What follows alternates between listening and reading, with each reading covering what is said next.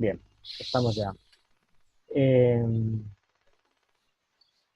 bueno, la- realmente la asignatura de gestión de proyectos eh, se podría abordar de muchas formas y nosotros hemos pensado que lo más interesante sería afrontar desde el punto de vista del ciclo del proyecto, desde las primeras fases de identificación hasta las últimas fases de cierre del proyecto. Eh, Nos podríamos haber centrado en algunas fases más de seguimiento, nos podríamos haber centrado en unas fases más de ejecución directa, pero bueno, eh, hemos pensado que lo más interesante sería abarcar todo el ciclo completo, ¿no? Con lo cual, pues vamos a tener una visión global de lo que es el proyecto, pero no vamos a adentrarnos en ninguna especial. Sin embargo, yo creo que con esto y con vuestra experiencia, yo creo que ya podéis, si hay alguna parte del proyecto, del ciclo del proyecto que os interesa más, os podéis centrar, ¿no? También, y un poco lo que comentabas, Vicky, eh, nos vamos a centrar en proyectos que tienen beneficiarios, ¿no? Beneficiarios directos, ¿no? Pues en tu caso, cuando comentabas lo de las parcelas de erosión, está claro que hay beneficiarios, ¿no? Pero es un proyecto como más de base científica, ¿no? Que también es interesante, pero bueno, vamos a abrir un poco más el abanico y vamos a meter también a gente dentro del proyecto, ¿no? O sea, pues eso, propietarios de parcelas o ganaderos o pescadores o cualquier otro tipo de beneficiario, ¿no? Eh, que además, a la hora del factor humano, como en todos los sitios, es el factor que más variabilidad produce y que más problemas va a producir en lo que es el proyecto. Y lo que más hipótesis va a trabajar alrededor de todo eso. Entonces, el, lo que es el curso está... A ver si consigo. El curso se ha dividido en 4 unidades, pero bueno, porque estaba previsto que se hicieran 4 unidades. Lo que pasa es que realmente hay varios puntos, en algunas unidades se incluye varios puntos, ¿no? La primera parte, estamos hablando de conceptos sobre manejo de cuencas. Yo creo que en el vídeo que os envié había una reflexión que yo hacía que decía que en realidad cualquier proyecto es un proyecto de cuencas, porque en realidad la superficie topográfica del planeta se puede dividir en cuencas, con lo cual es, está claro que si hablamos cuando hablamos de la asignatura de manejo de formulación y gestión de proyectos para el manejo de cuencas, estamos hablando de cualquier tipo de proyecto, ¿eh? O sea, ya sea un proyecto de salud, ya sea un proyecto de agua potable o ya sean proyectos muy claros como pueden ser de planes de finca o de manejo o de erosión o de mejorar la vida de la población. Entonces, bueno, partiendo de la base que cualquier proyecto está dentro de una cuenca, en realidad vamos a abordar cualquier tipo de proyecto. La primera parte de los apuntes, del texto que se ha enviado como apuntes, habla un poco de dos conceptos que yo creo que son interesantes y que supongo que vosotros ya conocéis, que es por una parte la gestión integrada de los recursos hídricos, que hay toda una metodología sobre qué se entiende por gestión integrada, y además es una metodología que es o sea, la, la terminología de gestión integrada de recursos hídricos aparece en cualquier tipo de, de texto. Es decir, los franceses lo manejan, los anglófonos lo manejan y nosotros los hispanos también lo manejamos. O sea que es una terminología bastante común. Y muy ligado a esto estarían los planes de gestión de cuencas. Eh, los primeros que empiezan a hablar de gestión de cuencas yo creo que son los de Cattie, allá en los años 70, y la verdad es que entre lo que es un plan de gestión de cuenca y lo que es una gestión integrada de recursos hídricos tampoco hay grandes diferencias. En realidad es prácticamente lo mismo, ¿no? Un plan de cuencas es algo diseñado para la gestión integrada, racional, sostenible de los recursos hídricos, y la gestión integrada pues es una metodología. Entonces, eh, hemos incluido estos dos términos o estas dos metodologías, pero en realidad prácticamente es lo mismo. Para nosotros los españoles que vivimos en España, entendemos el concepto de planes de gestión de cuencas, pero nos cuesta más el tema de manejo. La primera vez que oímos el tema de manejo, la verdad es que nos hacemos un poco de lío en la cabeza, ¿no? Y es posteriormente, después de mucho ya darle vueltas, cuando empezamos a entender lo que es el manejo, las diferencias entre lo que es manejo y lo que son planes de gestión, ¿no? Pero bueno, ustedes que están más acostumbrados a esta terminología lo tienen más claro. Y luego, en CATIE, que son muy dados al tema de los enfoques territoriales, sistémicos y demás, hay dos enfoques que a mí me parecen fundamentales en el manejo de cuencas. Uno, evidentemente, es el concepto de cuenca, que el enfoque de cuencas, que es fundamental, y el otro es el de cogestión, ¿no?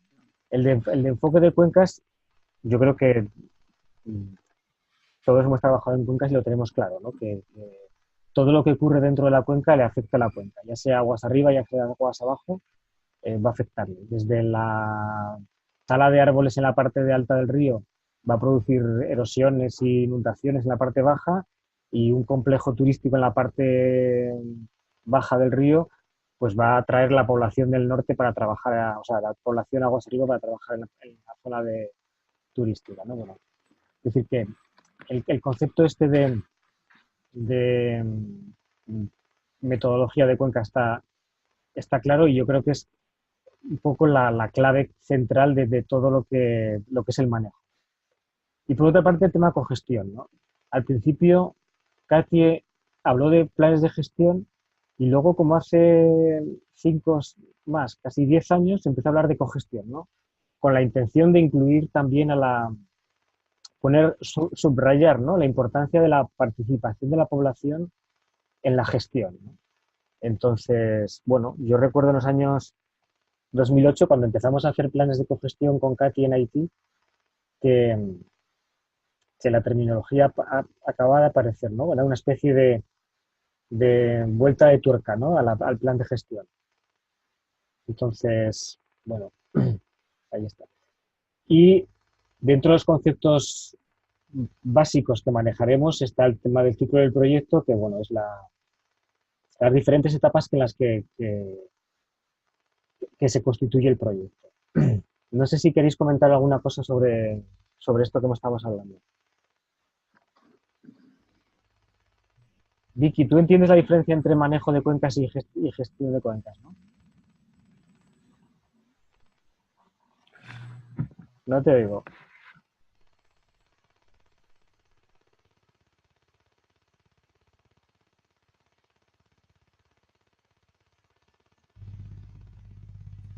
Ahí, sí.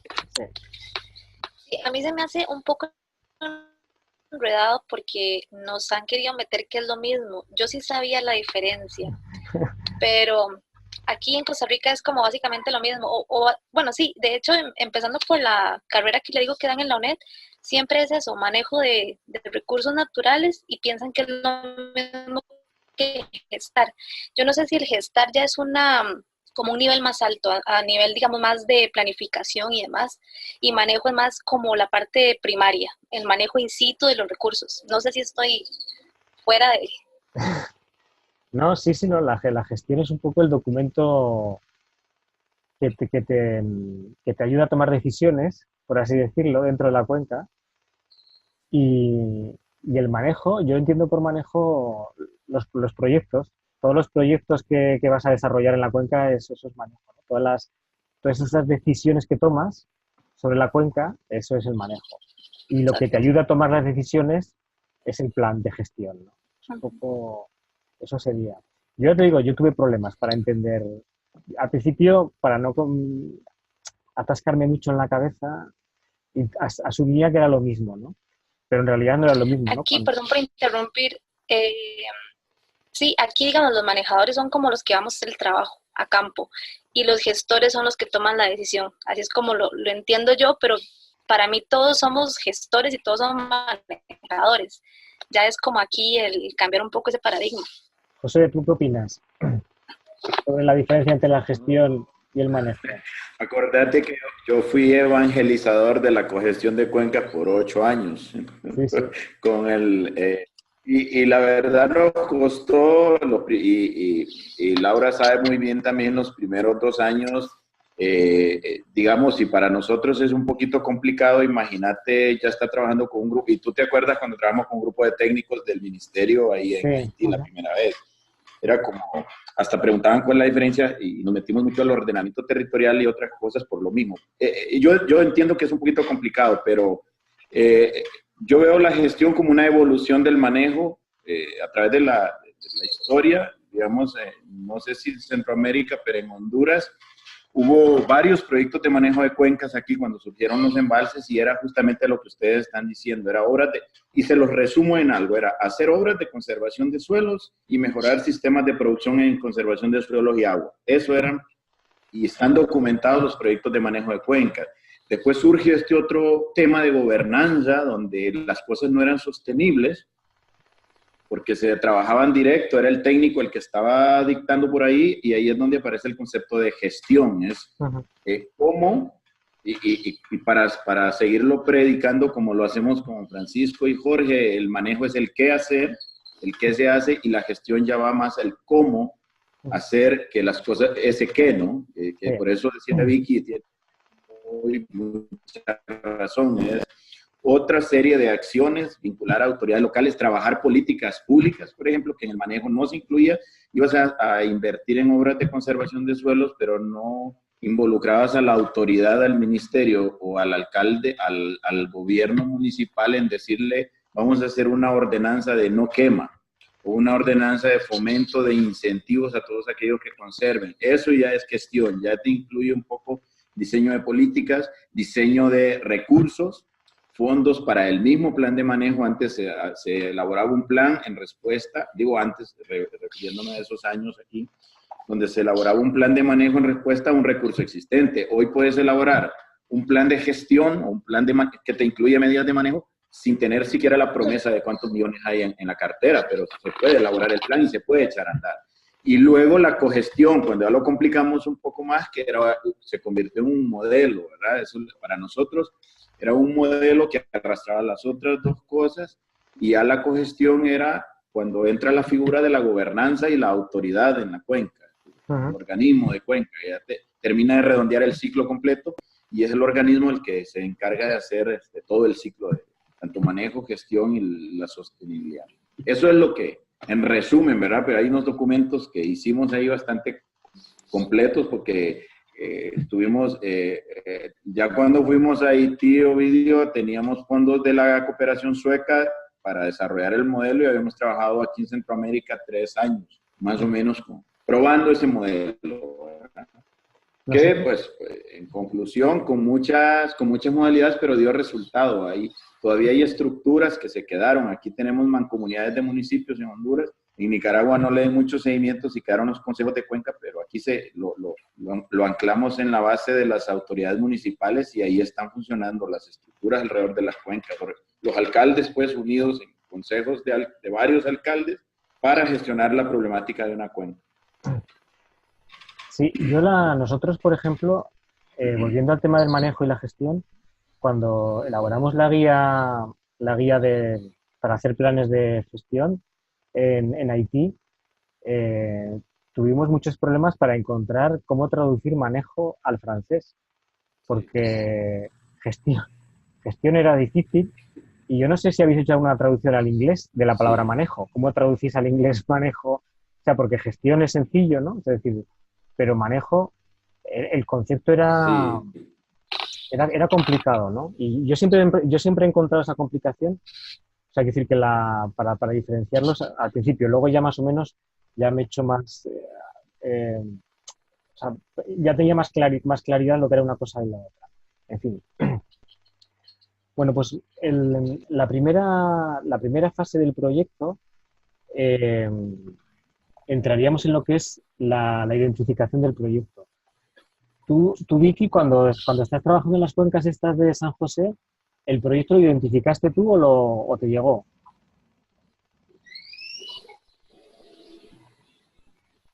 Vicky, ¿me escuchas?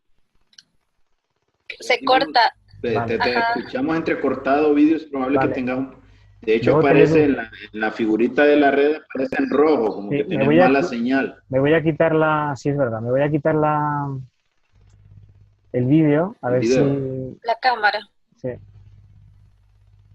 A ver, parar vídeo. Bien. Me he quitado la cámara. La verdad es que tengo buena... O sea, parece que hay buena señal. Podría cambiar... ¿Me escuchan ahora? Ahora sí. Bien. Vale, me he quitado la cámara. Te decía, Vicky, si tú cuando en el proyecto este de las cuencas desde San José, si tú llegaste a identificar el proyecto o el proyecto te llegó ya formulado.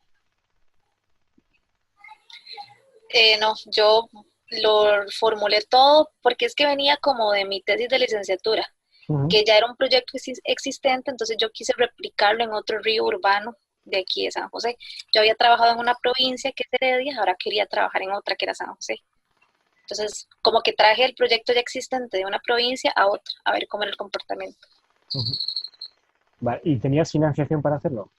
Sí, la universidad. Muy bien. Bueno, la fase de identificación del proyecto, la verdad es que abarcar todo el ciclo es complicado. Yo solamente en los países que he estado mucho tiempo he conseguido desde la identificación hasta cerrar un proyecto, ¿no? Lo normal es que a veces llegues en un momento determinado y te vayas antes de que termine o que llegues a mitad del proyecto y te vayas cuando acabe. Pero bueno, la identificación probablemente es la fase más importante porque es la sobre la cual se va a edificar todo el proyecto. Entonces, el primer paso, evidentemente, es el de analizar toda la información que existe. Lo de la información existente depende de países y de zonas. Hay zonas en las cuales hay mucha información y hay zonas que hay poca información.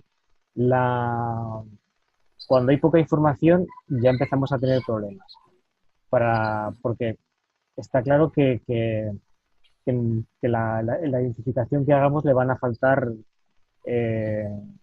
una serie de datos que nos van a impedir que hagamos una mejor formulación, ¿no? Entonces, tú, Vicky, no has trabajado con actores así, bueno, habrás trabajado con actores gubernamentales, ¿no? Ya sean gestores, los del ministerio concernido y demás, ¿no? Bueno, para poder identificar bien o sea, aparte de la información existente, es importante hacer un buen análisis de actores. Y cuando trabajas con proyectos en los cuales no interviene mucho la población, la cosa no es demasiado complicada. Pero cuando la población interviene y ellos van a ser beneficiarios y van a ser ejecutores, el tema se complica, ¿no? Entonces, sí que es importante identificar bien, cuando llegas a una zona, quiénes son las personas que les pueden dar información válida en una reunión. Porque además, la información la vamos a conseguir a partir de reuniones y talleres que hagamos. Entonces es importante elegir bien ahí en Haití, por ejemplo, se llamaban los notables de la zona, ¿no? La gente que tiene más edad, que ha conocido la zona, la cuenca desde hace muchos años, cómo ha evolucionado. Esa es la gente que nos interesa, ¿no? Nos interesan las asociaciones que existen, sobre todo si son asociaciones que están implicadas en lo que nosotros vamos a querer hacer. Si nosotros vamos a querer trabajar el tema de la agricultura o la ganadería, pues bueno, asociaciones que sean agrícolas o ganaderas, ¿no? Por ejemplo, o de productores o de comercializadores. Entonces, es importante hacer todo este análisis de actores.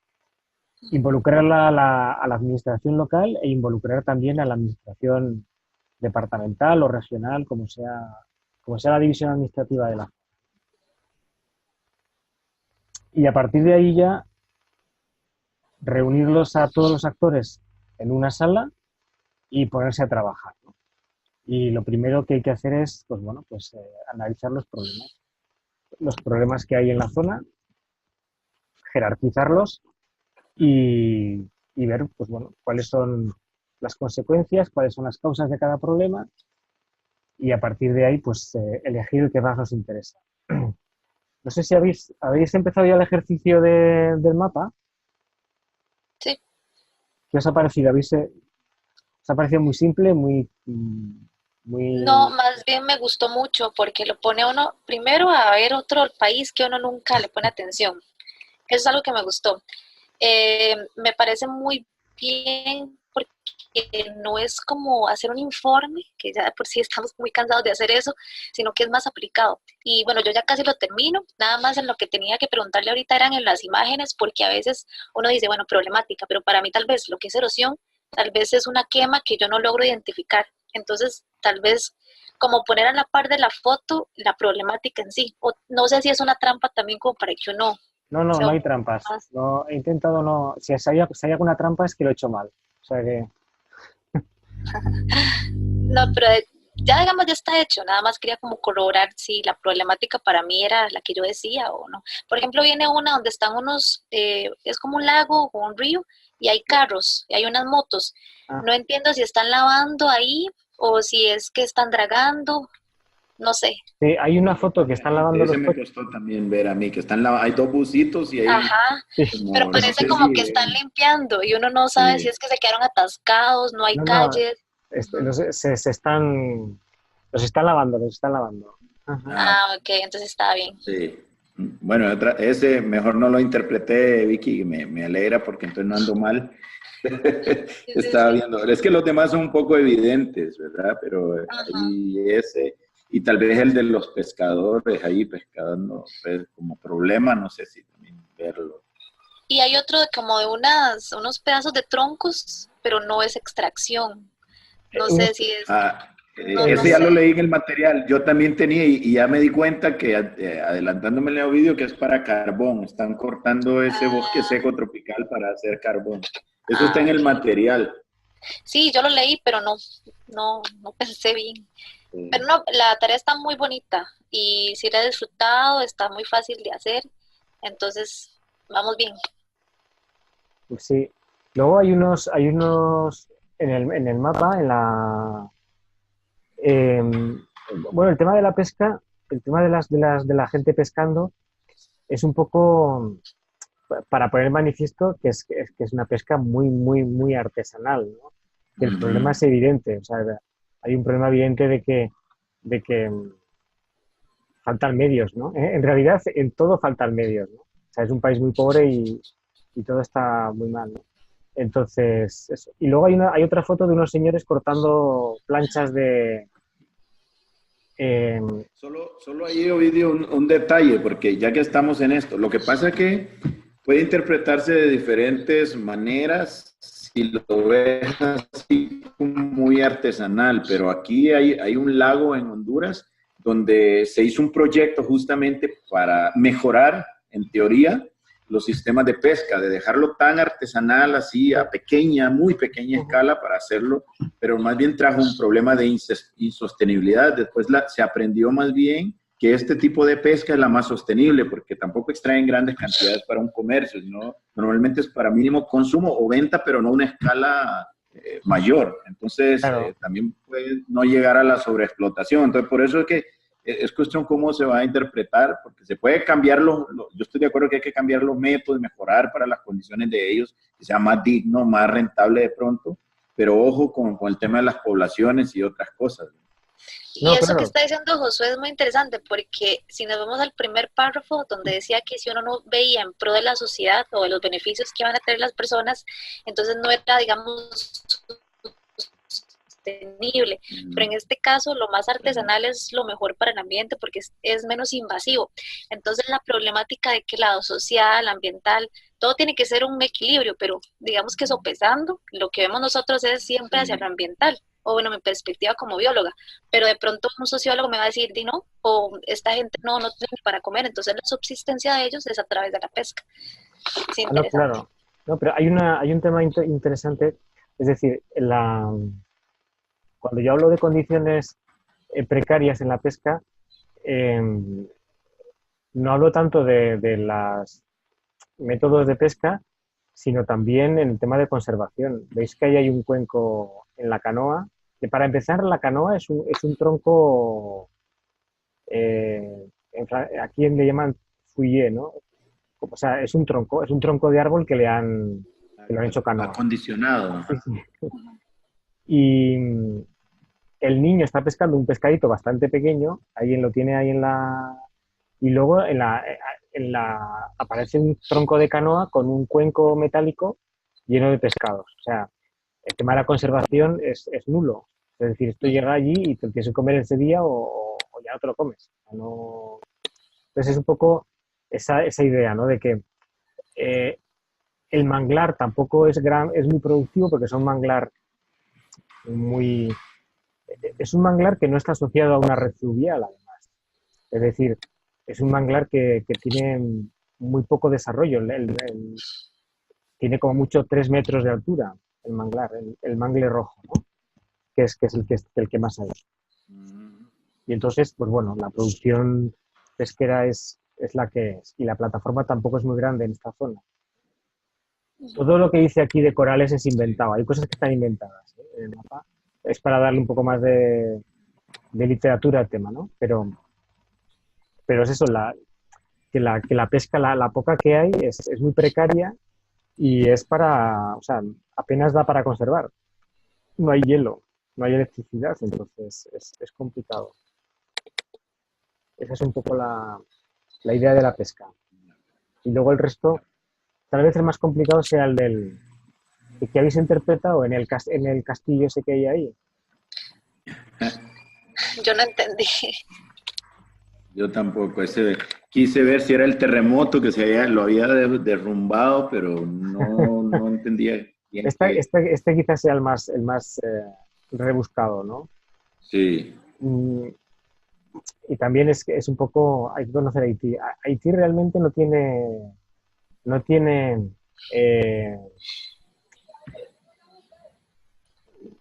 muchos monumentos históricos, ¿no? Entonces lo que más tiene son fuertes coloniales de la época colonial francesa, de defensa contra los ingleses, contra los españoles, contra los piratas, contra todo lo que venía por ahí, ¿no? Entonces, el estado de conservación de estos fuertes, que es los pocos vestigios de cultura que quedan, pues no es bueno, ¿no? Entonces, pero claro, es consecuencia de la pobreza del país también. O sea, si no hay para hacer carreteras, tampoco hay para conservar monumentos. Entonces es un poco eso. Y luego, en algunos se ve que la gente coge las piedras para hacer casas. Es decir, entonces, no hay valor del patrimonio cultural. Claro. Pero otra vez, volviendo al párrafo que dice, que decía Vicky, y hay muchas analogías de esos de proyectos. Cuando llega, para ellos eso al final, ¿qué es? Satisfacer las necesidades básicas es lo más importante que estar adorando un par de piedras ahí. Te voy a hacerlo así de claro, ¿verdad? Porque la gente... primero que comer y cómo cubrirse y vestir y vivir. De ahí lo demás le va a importar poco. Entonces, claro. Eso es bien interesante. No, eso es un problema interesante aquí. Fíjate, nosotros acabo de hacer una consultoría para el PNUE, para el Programa de Naciones Unidas para el Medio Ambiente, que ahora se llama ONU Medio Ambiente, de un plan de gestión en Haití, en una zona protegida de Haití. Y entonces, lo hemos hecho con un biólogo cubano que conozco hace mucho tiempo, ¿no? Entonces, en Haití hay muy pocas playas todavía a las cuales las tortugas acceden para poner huevos, ¿vale? Sin embargo, en esta zona todavía quedan 5 kilómetros de playa, en bastante buenas condiciones, y todavía acceden las tortugas a poner huevos, ¿no? Bueno, pues todas las tortugas que llegan se las comen. Es decir, como la pillen a la tortuga de día o de noche y la vean, se le comen los huevos y se comen la tortuga. O sea, no tienen ningún problema, ¿no? O sea, en eso. Entonces, lógicamente, dices, claro, está claro que es supervivencia, ¿no? Pero claro, por otra parte también estás acabando con un recurso que en un futuro podrías utilizar para el turismo, ¿no? Es decir, Tortuguero seguramente saca más dinero del turismo que de cualquier otra actividad que pudiera hacer allí, sin embargo, y demás. Y yo recuerdo, por ejemplo, cuando estuve en Panamá hace unos años, que, que fui con un señor de la zona a ver, que yo quería ver tortugas, cómo ponían los huevos, y conseguimos verlas, ¿no? Y el señor, cuando en esa playa había muchísimas zonas protegidas para poner huevos, ¿no? Y este señor, cuando salió la tortuga, hizo el agujero y le puso una bolsa de plástico y se llevó todos los huevos. Entonces yo le pregunté, oye, ¿y para qué te llevas los huevos? Y me dice, no, es que tenemos allí un sitio donde los incubamos y tal. Era mentira, evidentemente. Se los llevaba porque los podía vender, ¿no? Pero bueno, en el contexto de Panamá, que era una zona con muchísimas tortugas y demás, que alguien haga eso, pues bueno, no es un problema. Pero claro, en Haití, que hay pocas zonas y toda tortuga que llega se la comen, aquello es un problema. Y la verdad es que está claro que hay mucha pobreza y que la población tiene que las necesidades básicas son importantes, ¿no? Pero hay que jugar un poco también o sea, hay que inventarse algo, hay estrategias para que al menos eh, eso se pueda minimizar, ¿no? Entonces, ¿qué es lo que hemos pensado? Pues bueno, establecer determinadas zonas y hablar con la población, decir, bueno, la que llegue a esta zona no la tocamos, el resto nos la comemos, pero las que lleguen a esta zona, a este kilómetro protegido, dentro de los 10 que hay de costa, este kilómetro está más protegido y al menos que se salven, ¿no? Y esto con mucha delicadeza y mucho trabajo se puede llegar a conseguir. No sé qué pensáis.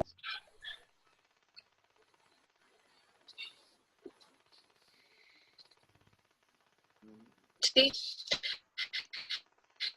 de hecho, yo también estaba leyendo un PDF sobre unos índices entre República Dominicana y Haití, que es de donde yo estaba sacando la información. Y decía que Haití estaba dentro de los 141 países de donde hicieron estos índices. Entonces, que ahorita estaba en la posición 141 de turismo. Entonces, que había más bien en estos años subido su turismo. La República Dominicana tenía playas y demás, Haití también las tenía, solo que no era como muy o sea, yo no voy a preferir ir a Haití, por ya que todo lo que sabemos, pero aún así la gente sí lo prefería.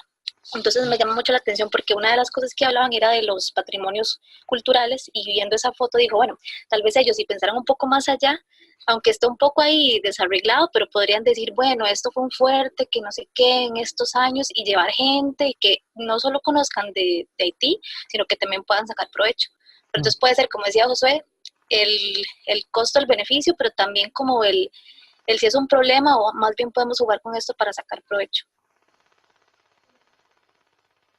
Sí, sí, pero aquí, Haití, y volvemos a Haití, el problema de Haití es que no tiene infraestructuras para soportar el turismo. Es decir, no hay carreteras, pero tampoco hay hospitales ni servicios básicos que te garanticen una mínima seguridad. Es decir, entonces es difícil fomentar un turismo y luego la verdad es que hay bastante inestabilidad últimamente en el país. Pues comparando la República Dominicana con Haití, la verdad es que no hay color. O sea, alguien que se quiere ir de vacaciones y olvidarse de los 15 días y pasárselo bien, pues bueno, es mucho más interesante la República Dominicana. Aunque probablemente culturalmente es más interesante Haití, porque tiene más cosas, ¿no? de cultura, pero es más complicado, ¿no? Por así decirlo, hacia Haití. Aparte que o tienes coche el transporte es un problema, es un gran problema. Entonces, Bueno, volvemos al temario. Una vez ya con la identificación de problemas, pues bueno, ya elegimos el que más le interesa a la comunidad o también a veces el que más nos interesa a nosotros, ¿no? Por aquello de que tenemos ya financiación para hacer un determinado tipo de proyecto. Y ese problema lo sacamos del resto, lo analizamos en profundidad y vemos qué soluciones o qué alternativas le podemos dar. Y sobre esto, pues bueno, ya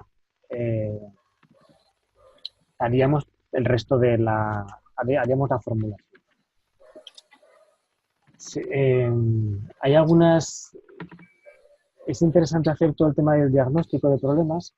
Hay una serie de matrices, una serie de tablas que hemos colocado aquí en el material que nos puede ayudar un poco bastante a lo que es a la formulación posterior, ¿no? Y aquí me gustaría comentaros unas cosas que hemos hecho este año con Katy aquí en Haití, con el tema del diagnóstico. Para mí, unas cosas más complicadas de hacer son siempre los diagnósticos, porque a veces no hay una metodología demasiado clara, ¿no? Además, a veces no sabes muy bien cómo afrontar ese diagnóstico, ¿no? ¿En qué consiste el diagnóstico? Bien. Una de las cosas más interesantes a la hora de hacer el diagnóstico y a la hora de trabajar en una zona que no conoces y en la cual estás identificando proyectos para financiar y luego ejecutar, es reunirte con la población y hacer un histórico de todo lo que han sido los proyectos en esa zona en los últimos 10 años, ¿no? Y que te cuenten los proyectos, de qué tipo han sido, quién los ha financiado, qué presupuestos tenían y qué problemas ha habido a la hora de ejecutarlos, ¿no? Porque eso te puede servir para ya empezar a tomar decisiones.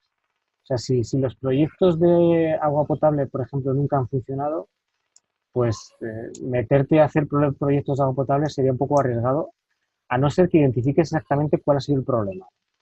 Puede ser un comité de gestión o puede ser que la población realmente no tenga un problema de agua potable. Y entonces, pues bueno, no va a cuidar el proyecto.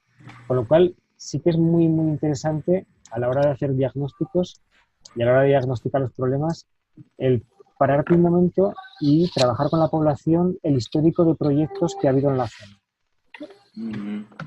No sé, Josué, si tienes tu experiencia con esto. Bueno, sí, con la población Chortí, en la zona occidente de Honduras, en Copán, justamente nos sirvió mucho hacer ese análisis porque ellos, cuando entramos justamente con este modelo de cogestión, fue bien duro porque venían de un modelo muy asistencialista con todo un engranaje de ONGs que hay, incluyendo Oxfam, ¿no? Ahí estaba Oxfam Quebec, por eso me llama la atención la cooperación, bueno, Naciones Unidas, casi todos los programas de Naciones Unidas, donde me sorprendí que estaban, por ejemplo, promoviendo proyectos de cría de tilapia y le daban hasta la comida de los peces a los chortí, a la población. Y cuando nosotros íbamos a hablar de la cogestión donde ellos propios eran autogestores del desarrollo, ya casi nos corren a palos. Entonces tuvimos que reconstruir toda una historia con ellos de cómo era esa historia de ciclo, qué impacto habían generado para convencerles un poco.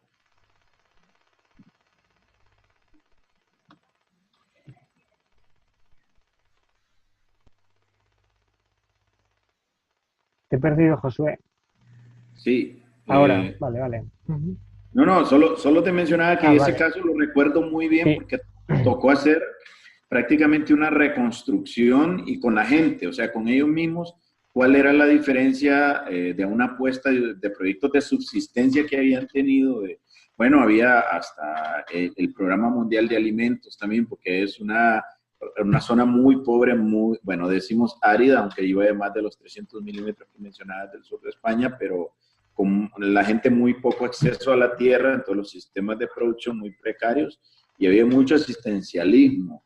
Claro, llegamos a a concluir casi que justo me sentí identificado con el párrafo que ponías el primero ahí, porque nosotros decíamos, ¿será que nos estamos equivocando? Y a pesar que hay graves problemas de agua, el trabajo no hay que iniciar con cuencas, sino que hay que iniciar con proyectos de desarrollo asistencialistas, porque la gente estaba contando y viendo con nosotros que cerraban proyectos, pero no habían impactos también muy significativos, ¿verdad? De sostenibilidad, por lo mismo. No, claro, es que eso es muy importante, el llegar a reunirse con la población y a veces incluso de manera informal, ¿no? Y que te comenten lo que ha funcionado y lo que no ha funcionado, es muy importante, incluso con gente de fuera o con otras organizaciones que han trabajado.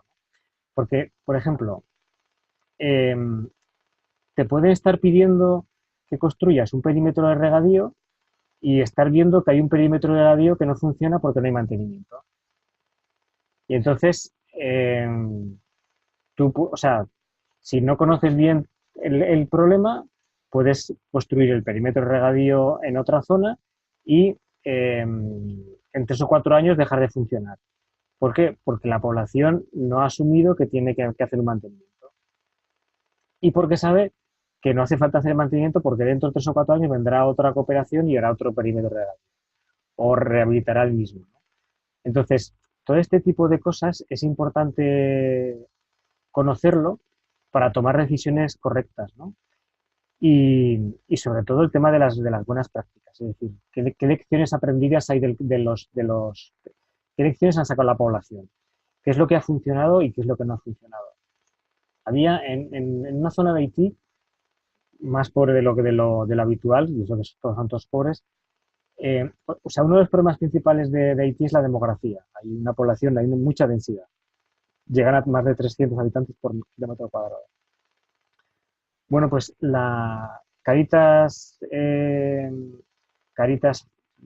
americana, ¿cómo se llaman? ¿Cómo se llama la Caritas americana? Vaya, se me ha ido. Bueno, pues tenía un proyecto allí en el sureste del país y decidió que iba a darles a las mujeres embarazadas, para mejorar la salud de las mujeres embarazadas, iba a darles un suplemento alimentario, ¿sí? Entonces, de repente, aumentó la población, todas las mujeres se quedaron embarazadas para conseguir ese suplemento. Entonces, el problema que querían solucionar, pues lo solucionaron, pero crearon otro mayor, ¿no? Que era que empezaron a nacer niños por más de lo habitual, ¿no? Con lo cual, por eso es importante ver bien qué es lo que ha funcionado, qué es lo que no ha funcionado y sobre todo no aplicar ninguna táctica que vaya a perjudicarte más el problema, ¿no? Y eso.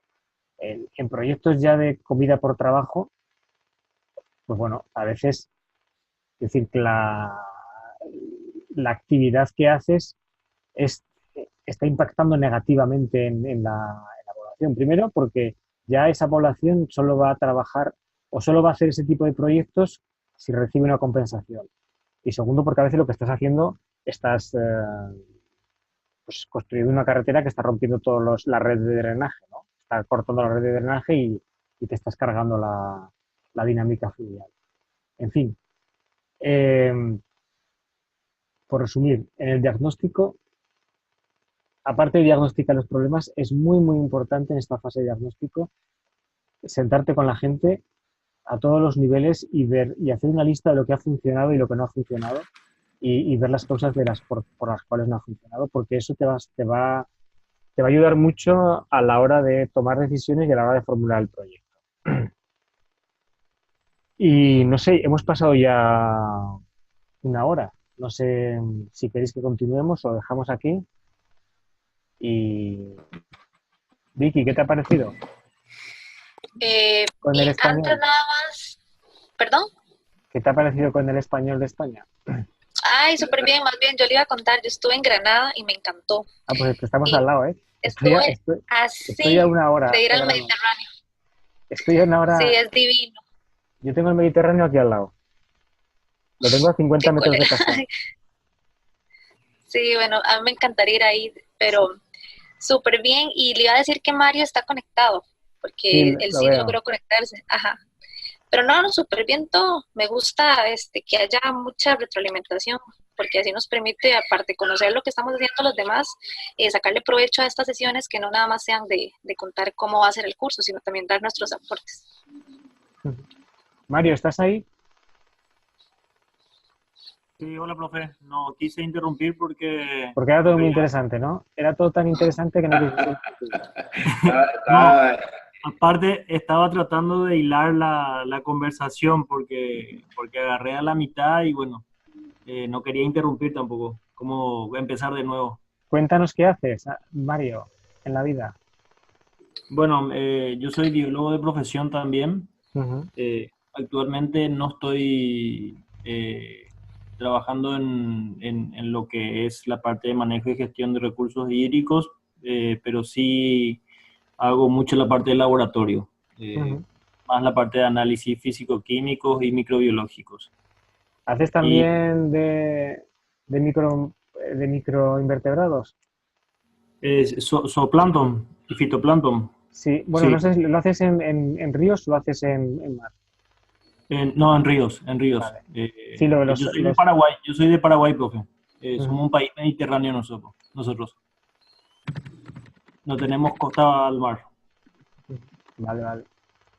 No, digo Así todo lo que que son indicadores biológicos de tipo de, pues eso, de insectos en fase larvaria que están en los ríos. sí, también. Vale. Ese Vale, creo que vale. es el fuerte de Vicky. Esos son los macroinvertebrados. Eso más Ajá. invertebrados, perdón, me he Ajá. equivocado. Sí, sí, sí. Sí, yo sí he trabajado con ellos, pero muy someramente. Yo he trabajado más con fisicoquímicos y bacterias, pero para calidad de aguas. Oye, Mario, ¿y has ejecutado algún proyecto alguna vez? No, estoy en vía de eso, Es- de ejecutar un ¿Estás proyecto. identificándolo todavía? Estoy, ¿En qué me, fase pi- estás? me dieron la posibilidad de escribir un proyecto para una reserva biológica, una reserva natural. Y bueno, la reserva en sí tiene una información muy básica todavía, lo que es la parte hídrica. Entonces la intención es justamente empezar a generar base de datos de lo que tenga que ver la parte de agua dentro de la reserva. Así que estoy en pañales, por así decirlo, en lo que es manejo y gestión. ¿Y cuáles son los actores de esa cuenca, de ese proyecto? ¿Quiénes son los actores? Y por el momento no, o sea, recién me pasaron hace semanas nomás, profe, me pasaron lo poco de trabajos que tienen, que son prácticamente 3 trabajos, pero son informes más técnicos de la parte hídrica. Y nada, todavía no tengo identificado propiamente dicho los actores porque mi pregunta ante la reunión con la gente de la fundación fue justamente qué es lo que ellos querían. Necesitaba yo saber qué tenían para poder saber enfocar el proyecto que ellos quieren. ¿Y cuál es el problema que quieren solucionar? No, ellos, problema propiamente dicho, no existe todavía, por así decirlo, lo Lo que vais a se generar, conoce. el problema lo vais a generar vosotros primero. Exacto. La idea es primero generar porque no tienen identificado nada al respecto. Lo que sí se puede considerar un problema es la presión antrópica que tiene la reserva alrededor, porque alrededor de toda la reserva hay cultivo de soja. Ajá. Entonces son hectáreas y hectáreas que están alrededor. La- De igual Los, manera, los, los, la- de los igual grandes manera, productores de soja son peligrosos, ¿no? sí, No se claro, andan claro. con bromas. A ver si vais a terminar en las noticias. Pero está interesante. Incluso la fundación tiene a mí me encanta cómo trabajan ellos en cuanto a proyectos, porque, por ejemplo, una manera que ellos consideraron factible la posibilidad de disminuir un poco la presión antrópica alrededor de la reserva era, por ejemplo, romper un esquema de la mentalidad machista y ellos habilitaron un colegio dentro de la reserva que funciona como un internado, pero es exclusivo para mujeres. Ujú. y el colegio está reconocido por el Ministerio de Educación y ellos ofrecen títulos de bachiller en lo que es la parte ambiental. Y bueno, ellos tienen su tambo, es autosustentable prácticamente la escuela, el colegio, perdón. Ujú. Y bueno, después tienen algunos que otros proyectos, es un lugar también para hacer turismo, trabajan mucho en la parte de investigación. Nada, eso es lo que hasta ahora conozco. Tienen ganado también la administración de otra reserva privada que ellos tienen. Y bueno, es zona turística la otra reserva. Pero de esa reserva prácticamente no tengo casi información. ¿Y esa Y bueno, reserva qué tipo de clima es? es tropical, ¿Húmedo? húmedo, Ujú. húmedo. ¿Cuánto llueve allí? ¿Cómo? ¿Cuántos milímetros caen al año en esa zona? Si mal no recuerdo, como unos 3.000. 300 o 280 por ahí. Es mucho. Y Joder. de hecho, la reserva está en una zona de recarga del acuífero Guaraní. Ajá. O sea, realmente es un punto muy importante también, desde el punto de vista hídrico, ¿verdad? También porque ¿La prácticamente... soja que utiliza el agua del acuífero Guaraní? No sabría decirte, profe, no, porque dentro de la reserva ahí abarca una gran cuenca. ¿Y la reserva qué superficie tiene? No recuerdo bien, pero creo que era redondeándote como unos 70.000 Hectáreas. hectáreas, 70.000 hectáreas, si mal no recuerdo. Muy bien. Es bastante grande, no es pequeña. ¿Tú, Mario, has hecho un vistazo al mapa? ¿Al qué? Al mapa de la tarea.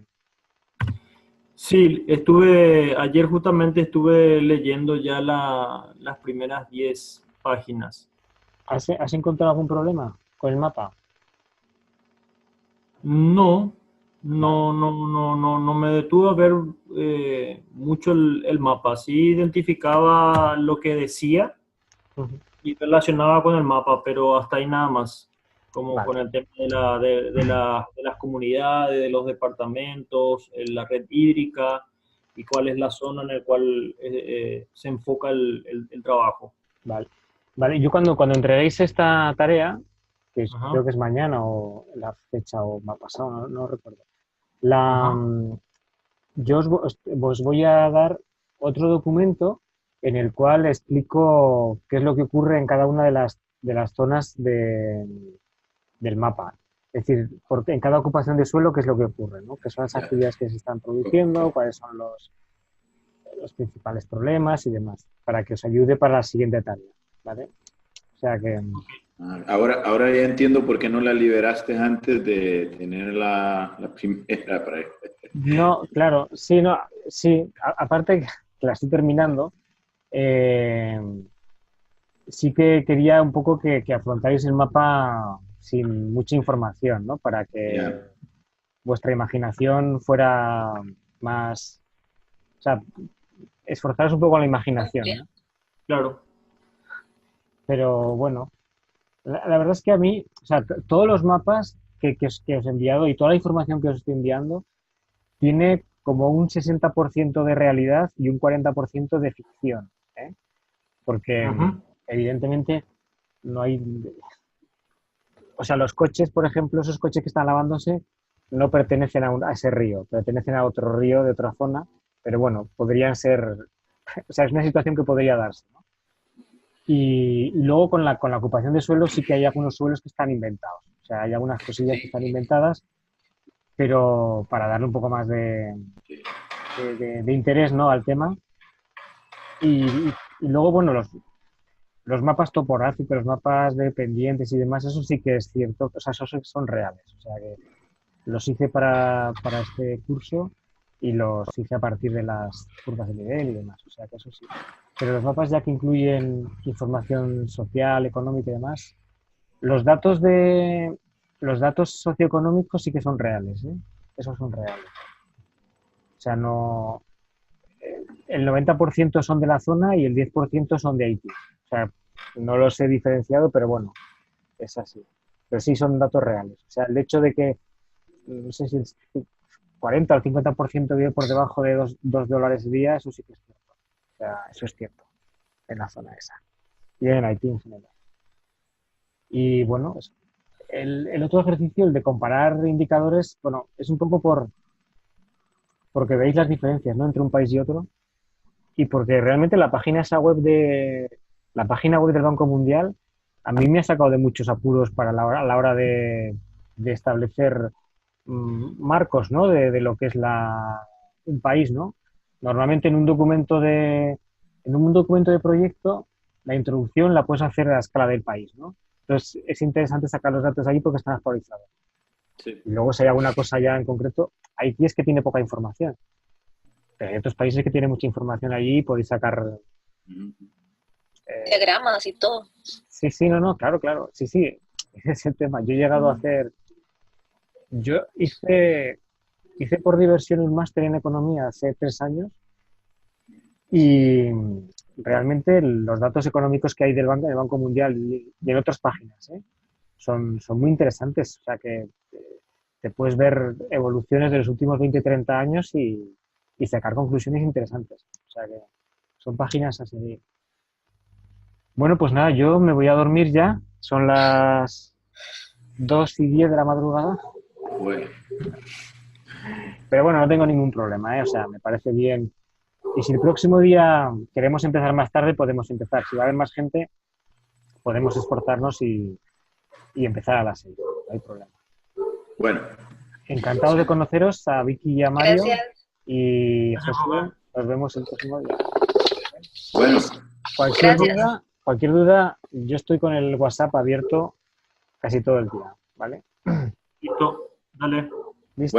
Bueno, que estés bien. Gracias, igual, compañero. Gracias. Buenas noches. Interesante Chao. hacerla de él. Hasta luego. Bye. Chao. Chao.